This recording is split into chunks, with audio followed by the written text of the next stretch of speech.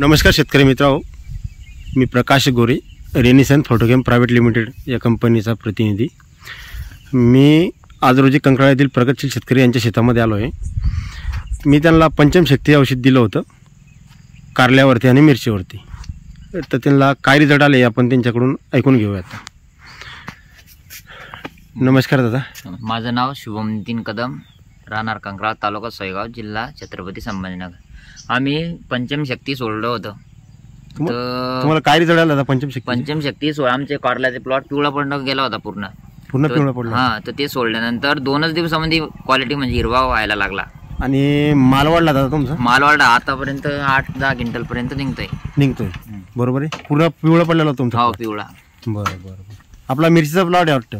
हो, मिरचीचा पण आहे। चला आपण मिरचीचा प्लॉट बघू। आता बघू शकता मित्रांनो, पंचम शक्तीचे उत्कृष्ट असे मिरचीवरती पण रिझल्ट आलेले आहे। स्वतः शेतकरी दाखवतो आपल्याला। शेतकऱ्या दादा, तुम्ही मिरचीला किती वेळ सोडले पंचम शक्ती? आतापर्यंत 20 लिटर झालं साहेब। 20 लिटर झालंय? हो।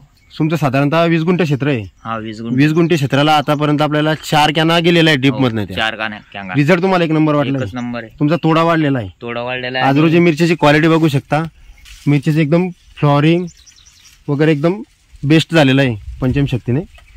दादा काय सांगाल शेतकऱ्यांना? नाही, रिझल्ट चांगलेच आहे।